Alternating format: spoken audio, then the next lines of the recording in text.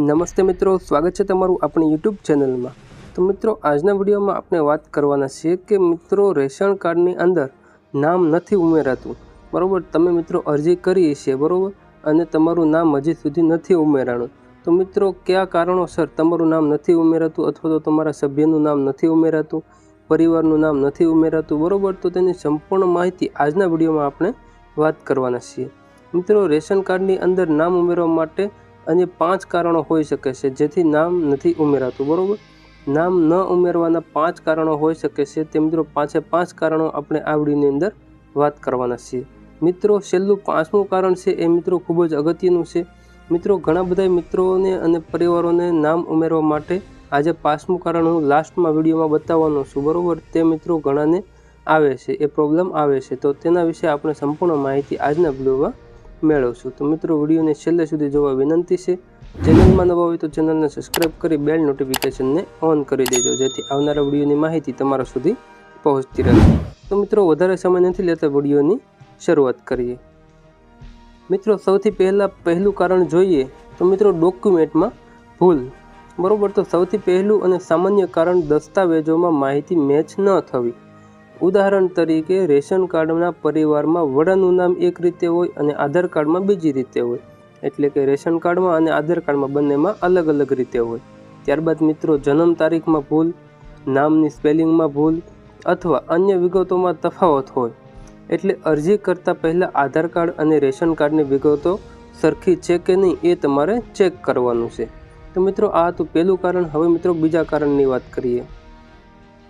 ત્યારબાદ મિત્રો બીજા કારણની અંદર વાત કરીએ તો આધાર વેરિફિકેશનની સમસ્યા।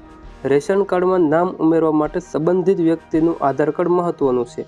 જેમનું રેશન કાર્ડની અંદર નામ ઉમેરવાનું છે તેમનું આધાર કાર્ડ ફરજિયાત હોવું જોઈએ। જો આધાર સંબંધિત વેરિફિકેશન પૂર્ણ ન થયું હોય અથવા વિતરણોની સમસ્યા હોય તો અરજી આગળ વધારવામાં મુશ્કેલી થઈ શકે છે, એટલે કે વ્યક્તિનું નામ ઉમેરવામાં તેમનું આધાર કાર્ડ સાચું છે કે નહીં એ તમારે ચેક કરવાનું છે। ત્યારબાદ મિત્રો આધાર કાર્ડની અંદર નામ સાચું છે કે નહીં એ તમારે ચેક કરવાનું છે। ત્યારબાદ જન્મ તારીખ સાચી છે કે નહીં એ તમારે ચેક કરવાનું છે। ત્યારબાદ મિત્રો જરૂર હોય તો મોબાઈલ સંબંધિત વિગતો ઉપલબ્ધ છે કે નહીં, આ બધું મિત્રો તમારે ચેક કરી લેવાનું છે। ત્યારબાદ મિત્રો કારણ નંબર 3ની વાત કરીએ તો પરિવારના સભ્યોની વિગતો ખોટી ભરવી, બરાબર। ઓનલાઈન અથવા તો ઓફલાઈન અરજી કરતી વખતે ઘણી નાની મોટી ભૂલ થઈ જાય છે, જેમ કે નામની સ્પેલિંગ ખોટી નાખવી, જન્મ તારીખ ખોટી નાખવી, સંબંધ ખોટો નાખવો અથવા આધાર કાર્ડ નંબર ખોટો નાખવો। આવી ભૂલોને કારણે વેરિફિકેશન વખતે અરજી અટકી શકે છે। તેમણે સબમિટ કરતાં પહેલાં આખું ફોર્મ એક વખત નહીં પણ મિત્રો 2-3 વખત ચેક કરી લેવું જરૂરી છે। ત્યારબાદ મિત્રો કારણ નંબર 4 જોઈએ તો જરૂરી પુરાવા યોગ્ય ન આપવા, એટલે કે નામ ઉમેરવાના કિસ્સા પ્રમાણે અલગ પ્રકારના સપોર્ટિંગ ડોક્યુમેન્ટ જરૂર હોઈ શકે છે।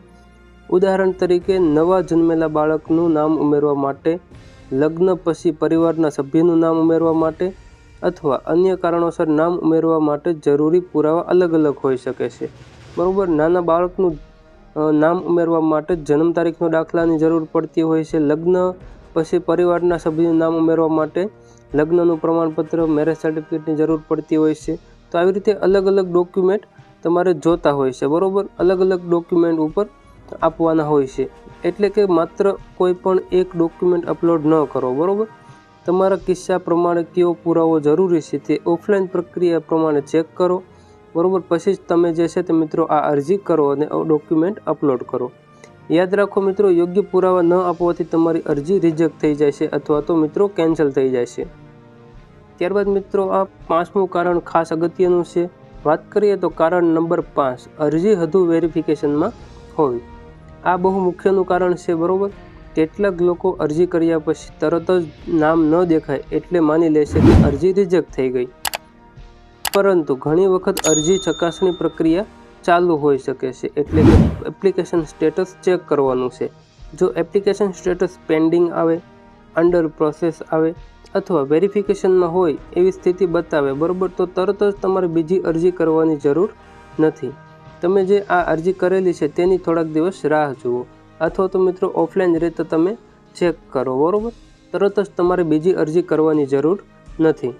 તો મિત્રો આ હતું 5મું કારણ અને અગત્યનું કારણ। હવે મિત્રો આગળ વાત કરીએ તો મિત્રો તમારે આજે આપણે 5 કારણો જોયા તે મિત્રો 5 કારણો તમારે ચેક કરી લેવાના છે અને મિત્રો આવી ભૂલ તમારે નથી કરવાની। ત્યારબાદ મિત્રો હવે આપણે શું કરવું, બરાબર? તમારું નામ હજી રેશન કાર્ડમાં નથી ઉમેરાણું તો તમે આ ક્રમમાં કામ કરો। સૌથી પહેલાં એપ્લિકેશન સ્ટેટસ ચેક કરો, આધાર કાર્ડની વિગતો ચેક કરો, રેશન કાર્ડની વિગતો સાથે આધાર કાર્ડની વિગતો મેચ કરો, એપ્લિકેશનમાં કોઈ ભૂલ છે કે નહીં એ ચેક કરો, જરૂરી સપોર્ટિંગ ડોક્યુમેન્ટ યોગ્ય છે કે નહીં એ તમે ચેક કરો અને જો અરજી રિજેક્ટ થઈ હોય તો રિજેક્ટ થવાનું કારણ શું બતાવ્યું છે તે પહેલાં જુઓ, ત્યારબાદ જે છે તે મિત્રો નવી અરજી તમે કરી શકો છો। જો રિજેક્ટ થવાનું કારણ તમને નહીં ખબર હોય, બરાબર, તો તમે ફરીવાર એની અરજી કરશો એટલે ફરીવાર રિજેક્ટ થવાની સંભાવના રહેશે। એટલે મિત્રો તમારી જે અરજી રિજેક્ટ થઈ હોય તો તમે તે પહેલાં તેનું કારણ શોધો, પછી તમે અરજી કરો, બરાબર। તો મિત્રો આ વિડીયોની અંદર તમને હજી કોઈ પણ પ્રશ્ન હોય તો તમે મને કોમેન્ટ બોક્સમાં જણાવી શકો છો, આપણે તમારા પ્રશ્નનું પણ સોલ્યુશન લાવી દઈશું। તો મિત્રો આ વિડીયોની અંદર બસ આટલું જ રાખીએ।